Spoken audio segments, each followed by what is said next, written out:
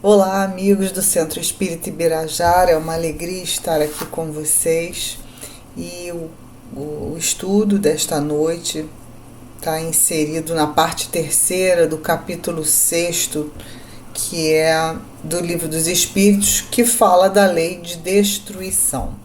E é um capítulo muito interessante e um item também muito interessante que nós gostaríamos até de não precisar mais tocar nesse assunto, mas é tão importante que façamos reflexões a respeito da pena de morte, como ela é aplicada, em que contexto ela poderá ser aplicada, será que é certo, será que é cristão, será que... Enfim, são muitas dúvidas e ainda essa questão da pena de morte ainda é muito discutido também cientificamente, por isso é tão relevante as nossas reflexões. E eu gostaria de começar trazendo um contexto histórico a respeito da pena de morte. É claro que nós sabemos que lá na Idade Média, né, quanto mais bárbaros, quanto mais primitivos os povos, quanto menos organizados politicamente eram esses povos, mais haviam julgamentos arbitrários, silenciosos, que não estavam sob o comando de leis, de normas, ainda que irregulares, ainda que normas imperfeitas, mas não havia lei nenhuma, a questão era poder e vingança. A humanidade foi se depurando, claro, e essas questões com a organização do Estado, o Estado trouxe para si o direito de punir. Então, não se pode fazer justiça com as próprias mãos. Então, o direito de punir é do Estado. A princípio, esse direito não se submetia a regras, a juízes, era uma questão do legislativo, do prefeito, ou aquele que fazia às vezes de governador, que se responsabilizava por aquele núcleo, por aquela pequena comunidade. Estou falando de antes da Idade Média, e determinava o que era melhor para aquele grupo social, né?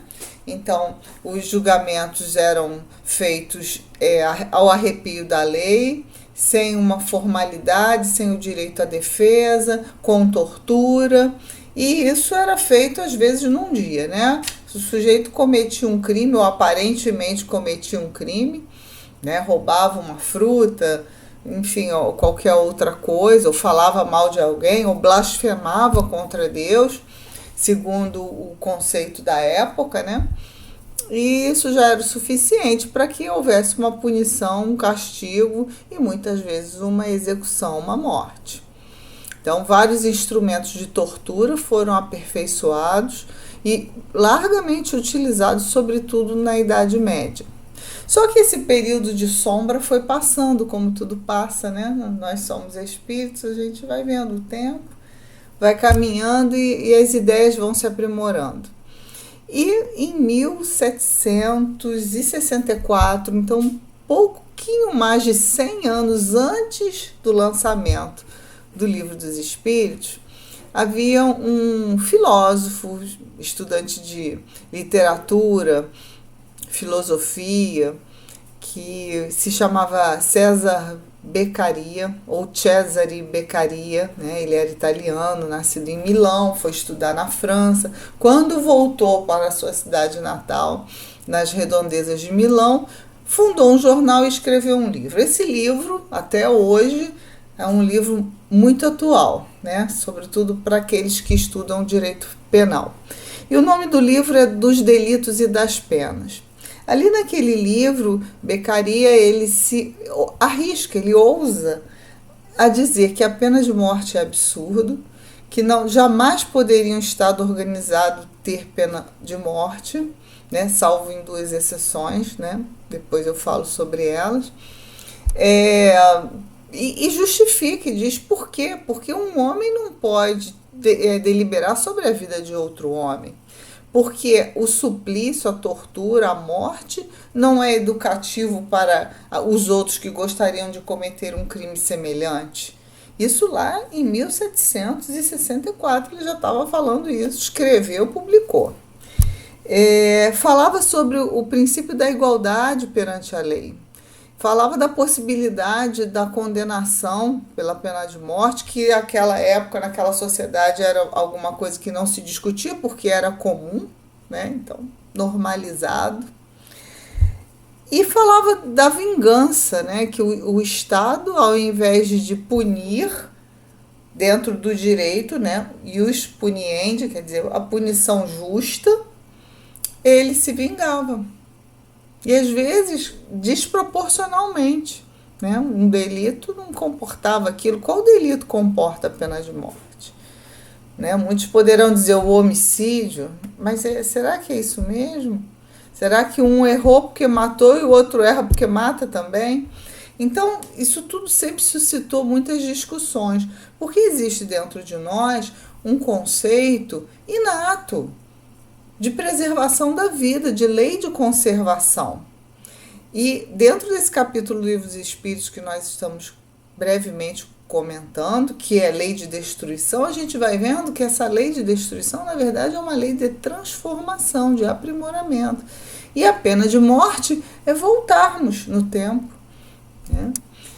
E lá em 1764, Beccaria inicia o livro dos delitos e das penas, que até hoje ele é usado, né, no Brasil, até hoje é matéria de estudos, porque ele cataloga ali todos os delitos, todas as penas, ele estrutura, inaugura a dosimetria da pena, ele sistematiza. Então, uma pena não é eu acho que para mim você deveria ser apenado em tanto tempo, com tanto de multa.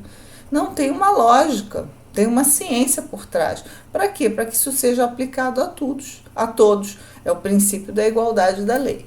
Então ele coloca assim: eu comecei a questionar se a morte é realmente justa ou útil em uma sociedade bem organizada, já que a inútil quantidade de suplícios nunca fez ninguém melhor. Qual é o direito que um ser humano tem para tirar a vida de outro? E aí eu fiz alguns cortes aí no texto. Quem pode autorizar outro homem a tirar sua vida? Então são questionamentos, tá lá, 1764, a gente está falando do século XVI, que até hoje perduram, né? Então a gente está no século XXI, aí dá uma sensação de caramba, né? Nos parece tanto tempo, né? São 3 séculos, 4 séculos, né? 17 para 21. 3 séculos e alguma coisa, e nós ainda estamos discutindo essa questão.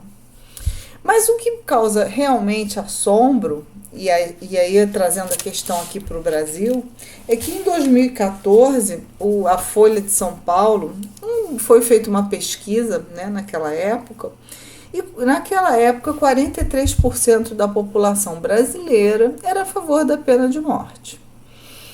A pena de morte no Brasil, ela não é aplicada, né? Não existe crime apenado com a morte no Brasil, salvo quando o país estiver em guerra, salvo em caso de guerra, aí tem lá os crimes, traição, organização contra o Estado, né? Os crimes políticos quando o país está em estado de guerra. Então, e isso nunca foi aplicado, com a graça de Deus, na pátria do Cruzeiro, na pátria do Evangelho, na terra do Cruzeiro, na pátria do Evangelho, nunca houve uma execução pelo Estado, né, com base na pena de morte, que é autorizado pela Constituição Federal nos casos excepcionais de guerra. Nem na Segunda Guerra Mundial, que o Brasil compôs, né, junto com a Itália, mandou homens para lutar na Segunda Guerra, nem naquele momento foi aplicado ou foi possível vislumbrar alguma pena dentro do território nacional que apenasse de morte alguém. E isso para nós é tão tranquilo, né? Ou pelo menos para a maioria de nós, porque a pesquisa lá de 2014 já nos fala que 43% acham que a pena de morte deve ser instituída no país, mas ainda podemos dizer, né, que para a maioria de nós a pena de morte é um absurdo, né? E tanto isso é verdadeiro que o Supremo Tribunal Federal, em 2022, quer dizer, ano passado, julgando um caso de extradição, né, o Japão, o Estado do Japão, que possui pena de morte por corrupção, pediu a extradição de 2 de seus membros que estavam aqui, 2 nacionais japoneses que estavam aqui fugidos no Brasil, e foi constatado lá que eles cumpriram, que eles cometeram o crime de corrupção, que é punido com pena de morte. Naquele caso específico, seria assim que a coisa ia ocorrer. E o Japão, então, o governo japonês pediu que o Brasil extraditasse esses 2 nacionais japoneses para que eles, então, ali cumprissem a pena que deveria ocorrer. Como no Brasil não há pena de morte, embora haja crime de corrupção, a decisão do STF foi no sentido de não extraditar, não consideraram que esses 2 japoneses no território brasileiro estariam na condição de presos políticos ou de refugiados, nada disso, mas simplesmente por não haver no Brasil a pena de morte, eles não poderiam ser expatriados, ainda que japoneses são, para o Japão, porque aqui não há pena de morte. Então, além disso, além de nós não termos a pena de morte, a gente ainda protege, eventualmente, algum nacional que tenha a necessidade de passar por essa pena. É claro que não quer dizer que aqui eles ficaram bonzinhos, estão indo à praia, nada disso. Vão cumprir, já que existiu o crime, vão cumprir a pena conforme as leis brasileiras, né? Isso está no tratado, né, que existe entre Japão e Brasil. Então, ninguém pensa que então ficaram impunes. Não ficarão impunes, mas não será aplicado com relação a eles a pena de morte. Por outro lado, hoje, o cenário mundial, né, nós temos 193 países, e sendo que, né, e aí tem uma discussão, né, porque tem o Estado do Vaticano, tem o Estado da Palestina, tem uma discussão, mas vamos considerar, grosso modo, passando a régua, que são 190 países. Desses 193 países, 160 não abominam a pena de morte. Outros 30 aceitam. Desses 30, somente efetivamente 5 executam as penas de morte. Os outros aceitam, mas não aplicam, né? Então, consideram a pena, revertem para prisão perpétua e tudo mais. No Brasil, nós não temos nem prisão perpétua, nem pena de morte. Isso demonstra, segundo o Livro dos Espíritos, né, que há já uma evolução, já há um pensamento que cuida, né, desse senso de preservação da vida. É um aprimoramento das leis humanas, que são imperfeitas, mas há um alinhamento aí, né, com relação às leis de Deus. E é nesse caminho que a gente quer caminhar, né, no caminho da evolução. Vamos só pensar, né, nesse momento, por que existem, então, 43% de brasileiros, por exemplo, que embora nunca, na maioria jovens, embora nunca tivessem vivido num estado, né, que possui ou possuiu a pena de morte, defendem isso. O grande argumento daqueles que defendem é que isso vai inibir, né, a novos crimes, aqueles que sofrem vão servir de exemplo a outros que têm vontade de cometer aqueles crimes apenados pela pena de morte.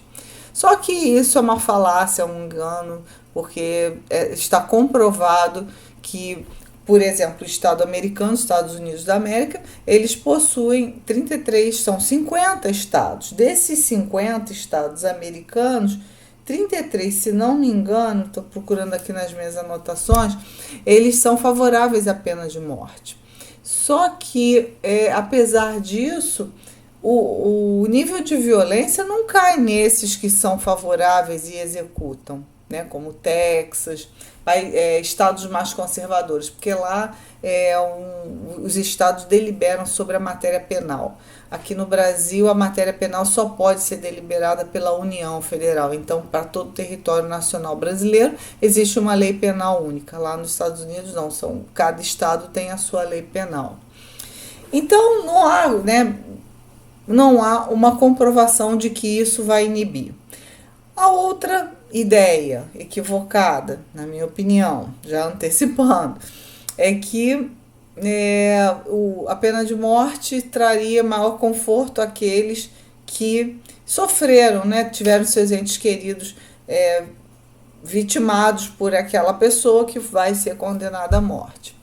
Só que isso não é necessariamente assim, porque a vingança não vai trazer esse ente querido de volta. Então, vai só estimular um sentimento de vingança. Essa é a dificuldade. Como a gente vai depurar o nosso sentimento para sair do primitivismo da vingança, para ingressarmos no período da compreensão, embora, claro, haja um dano, haja uma dor, haja uma saudade, haja uma tristeza. Porque nós precisamos entender que, enquanto espíritos, a forma de recuperação, de cura para todas as nossas almas, seja ela aquela alma que cometeu um ato extremo contra outra, seja a alma que recebeu esse ato extremo, né, o espírito envolvido nesse crime, vamos imaginar um crime, porque há países que até o fato de ser homossexual já leva a pena de morte.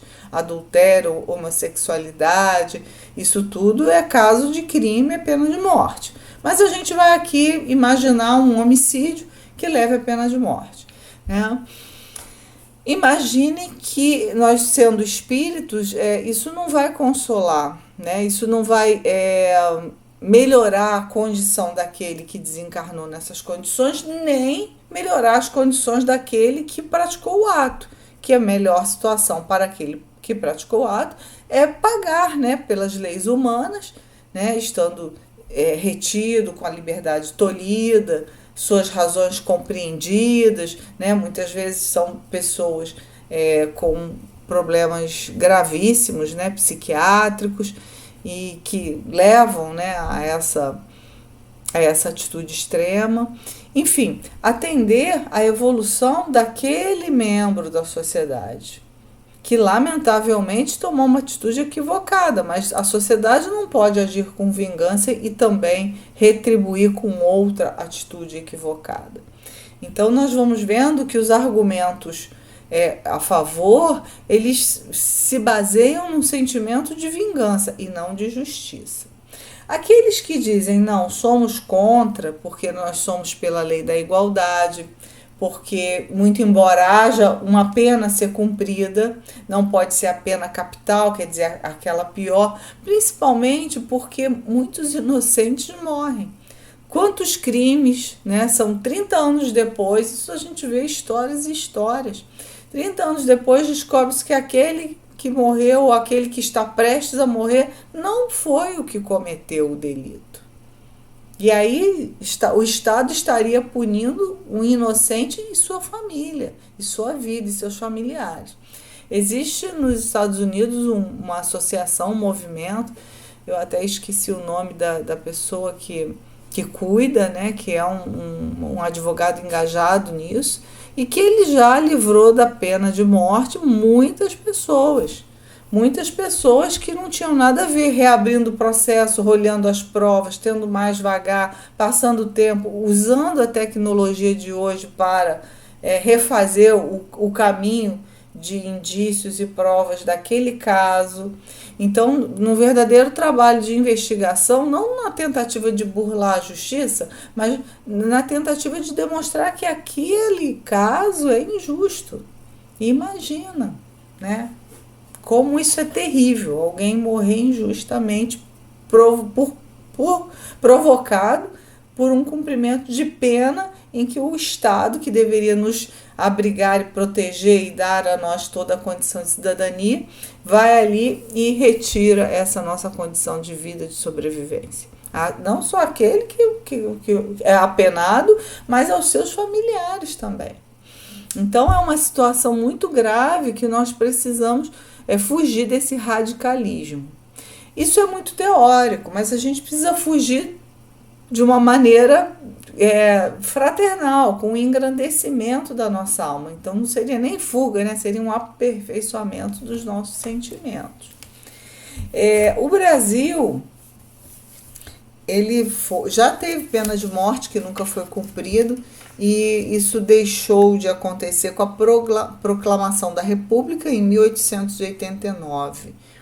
Foi abolido qualquer possibilidade de existência de pena de morte. E até hoje, na Constituição Federal, isso é uma cláusula pétrea, ou seja, não é possível, por uma emenda constitucional, colocarmos a pena de morte dentro do sistema jurídico brasileiro, a não ser que haja uma nova Constituição Federal.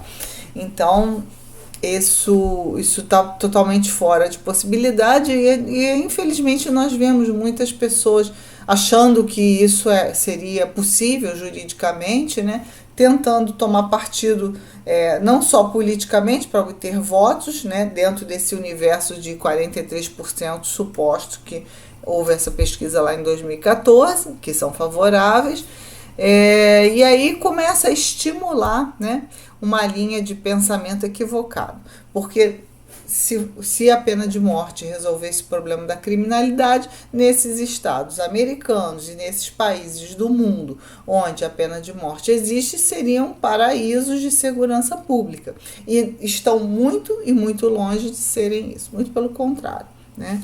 Então, é necessário que antes da gente ingressar agora na parte, né, do Livro dos Espíritos, que eu já falei muita coisa sobre, mas vamos agora formalizar falando sobre as perguntas do Livro dos Espíritos, a gente compreenda essa grande discussão social, pelo menos a gente comece a perceber que essa é uma discussão profunda.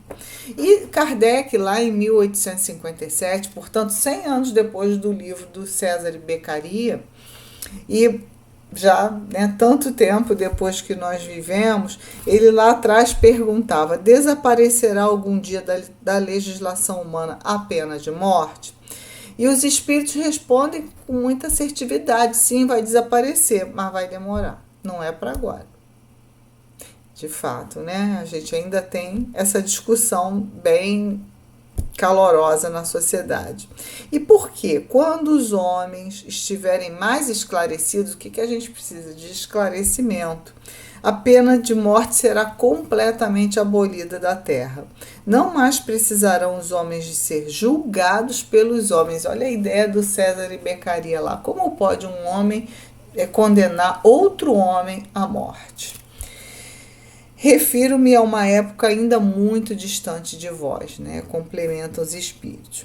E Kardec, nas notas dele, ele fala que o progresso social ainda está muito distante disso, né? Porque nós ainda achamos que essa forma primitiva, animalesca, né, que é a pena de morte, seria uma solução social.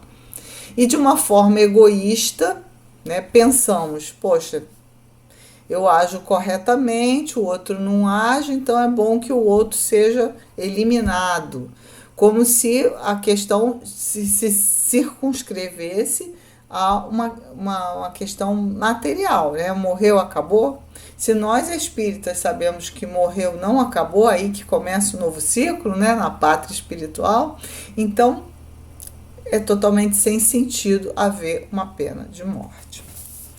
Depois, na pergunta 761, a lei de conservação dá ao homem o direito de preservar sua vida. Usará ele esse direito quando elimina da sociedade um membro perigoso? Então, vamos imaginar aquela situação da legítima defesa, né? A lei, se nós estivermos numa situação de legítima defesa e sem excessos, é natural que a gente, para defender a nossa vida, a gente vá tomar alguma atitude mais séria, né, em relação a outra em que ameaça a nossa vida, né? É o direito de defesa que é inato, isso é inquestionável. E aqui Kardec diz, bom, mas eu não estou usando esse direito de legítima defesa quando eu elimino da sociedade um membro perigoso, quer dizer, aquele que ao ser solto vai voltar a cometer o delito, enfim, e fica lá dentro, né, do sistema penitenciário consumindo recursos daqueles que estão aqui fora, né, porque quem paga é a sociedade, são os tributos, somos todos nós. E os espíritos então respondem: há outros meios dele se preservar do perigo, que não matando. Demais é preciso abrir e não fechar ao criminoso a porta do arrependimento. Então aqui os espíritos chamam a atenção da necessidade desse espírito que sucumbiu, que cometeu um crime, de vivenciar a ponto de se arrepender. Ele vai ingressar na parte espiritual para continuar o seu caminho de recuperação e recomposição daquele ato, consigo, com a vítima, com os parentes da vítima, enfim, dentro desse círculo, ele precisa adentrar de uma maneira melhor, né? E é o arrependimento que vai nos fazer isso. Não é a tortura, não é a morte, não são os suplícios. Muito pelo contrário, os direitos humanos precisam ser cada vez mais praticados para que se estabeleça o justo, o digno, né? Para que se interrompa um ciclo de violência e de vingança. Porque violência e vingança é igual a primitivismo. E quanto mais distantes estivermos desses dois itens, primitivismo, violência, mais aperfeiçoados, mais eficazes seremos no nosso programa de autoeducação. Depois, a pena de morte, que pode vir a ser banida das sociedades civilizadas, não terá sido de necessidade em épocas menos adiantadas? Então, será que hoje eu não preciso mais, mas antigamente eu precisava? Aí os espíritos respondem: necessidade não é o termo. O homem julga necessária uma coisa sempre que não descobre outra melhor. Então, na verdade, era a nossa cegueira, a nossa incapacidade de vislumbrar uma situação melhor para resolver aquele conflito social. Então, opta-se pelos duelos, pela pena de morte, pela prisão perpétua, né? E mais, quantos crimes que são efetivamente vivenciados dentro de um sistema penitenciário, ou pelas populações excluídas, ou por aqueles que socialmente vivem em condições bastante precárias, e que isso já é quase que uma pena de morte. Então, a sociedade tem muito a pensar, não ficar só, não, o Brasil não tem, então está tudo certo. Não, é possível, né, que de fato o nosso país não tem uma pena de morte oficializada, mas quando nós não nos indignamos com várias situações, quando permitimos as desigualdades sociais, as exclusões, quando nós não cuidamos das populações carentes, não oferecemos uma rede de apoio mínimo para ter uma vida digna, essa criança, esse adolescente, esse jovem, ele já cresce com a impressão de que a sua vida tem menos valor do que a de qualquer outro. Então, é melhor que se viva até de uma maneira arriscada, perigosa, sabendo que vai morrer logo ali, do que se esforçar um pouco, né, para estudar, para ficar no caminho reto. Então, é uma questão de percepção e autoestima que nós, sociedade, precisamos, como um todo, começar a reolhar esses nossos irmãos que estão nessa condição de mais dificuldade. Então, é aí quando os espíritos dizem: o homem julga necessário uma coisa sempre que não descobre outra melhor. Então, nós precisamos aprimorar o nosso olhar, porque tudo vai resultar no progresso social, mas de repente o caminho que a gente vai adotar é muito mais longo, né? Então precisamos adotar um outro caminho, socialmente falando. Depois ele diz assim: será um indício de progresso da civilização a restrição dos casos em que se aplica a pena de morte? Então eu não vou aplicar para todos os casos, vou aplicar só para alguns. E os espíritos respondem: podes duvidar disso? Não se revolta o teu espírito quando leis a narrativa das carnificinas humanas que outrora se faziam em nome da justiça e não raro em honra da divindade? E aí ele vai falando das torturas, das penas. Então é claro que a gente precisa começar a melhorar, restringindo essa ideia até que nós possamos abolir definitivamente essa ideia. Disse Jesus, é outra pergunta de Kardec: quem matou com a espada, pela espada perecerá. Essas palavras não consagram a pena de talião e assim a morte dada ao assassino não constitui uma aplicação dessa pena? E aí os espíritos respondem a Kardec: tomai cuidado, muito vos tendes enganado a respeito dessas palavras como acerca de outras. A pena de talião é a justiça de Deus. É Deus quem a aplica. É Deus quem a aplica. Todos vós sofreis essa pena a cada instante, pois que sois punidos naquilo que houveis pecado, nessa existência ou em outra. Aquele que foi causa do sofrimento para seus semelhantes virá e achar-se numa condição em que sofrerá o que tenha feito sofrer. Mas veja, é Deus quem aplica. Né? Não somos nós que vamos lá, né, nos arvorar egoisticamente, orgulhosamente, na condição de deuses. Né? Que se deve pensar da pena de morte imposta em nome de Deus? É tomar o homem o lugar de Deus na distribuição da justiça. Os que assim procedem mostram quão longe estão de compreender Deus e que muito ainda tem que expiar. A pena de morte é um crime, quando aplicada em nome de Deus. E os que a impõem se sobrecarregam de outros tantos assassinos. Então vamos ter cuidado com as nossas posições, com as nossas impressões, com a divulgação, né, das nossas ideias, muitas vezes uma conversa inflamada. Essa corrente que é favorável à pena de morte pode nos trazer razões que a gente vai pensar: nossa, é isso mesmo, isso aí está valendo. Então vamos nos reservar e pensarmos, para que a gente também não seja esse alto-falante do mal, né? Como diz Emmanuel, ele fala que a gente não deve ser o alto-falante do mal. Então vamos compreender, vamos ponderar, vamos usar o nosso raciocínio crítico e amoroso para compreender que não podemos jamais, em tempo algum, ir contra a natureza, que é a da lei da conservação, da preservação da vida. A pena de morte não é educativa, não é socialmente melhor, né? Não é coletivamente melhor e pode ser instrumento, sim, né, de injustiça, instrumento de demonstração de que essa sociedade ainda aceita, ainda convive com a barbárie, com o primitivismo, que nós, sociedade humana, quero crer, já abandonamos há muitos séculos.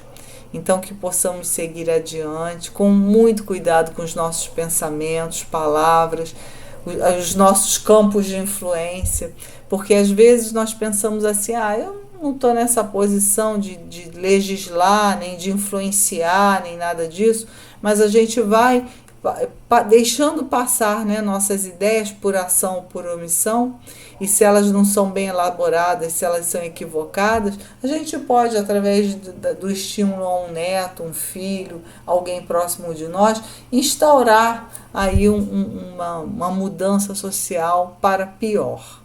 Então sejamos cautelosos e prece, né, que sempre é muito bem-vindo por aqueles que sofrem. E aí eu vou lembrar o caso de 2 brasileiros que recentemente, 2018, 2016, se não me engano, foram executados pela pena de morte na Indonésia por tráfico de drogas. Então que esses brasileiros, né, que sofreram essa pena lá na Indonésia, que esses espíritos, né, possam receber também nossas vibrações, assim como de todos os outros que passaram por este suplício, embora tenham acredito eu, cometido algum ilícito, mas que nada justifica tamanha barbárie. Que seus familiares, que suas vítimas, enfim, que todos possam escolher o caminho da harmonização, mas que não seja nunca da violência e do primitivismo. Muito obrigada a todos, que tenham uma noite de paz e de muitas reflexões, porque temos um caminho muito grande para trilhar ainda no nosso planeta Terra, o caminho da regeneração.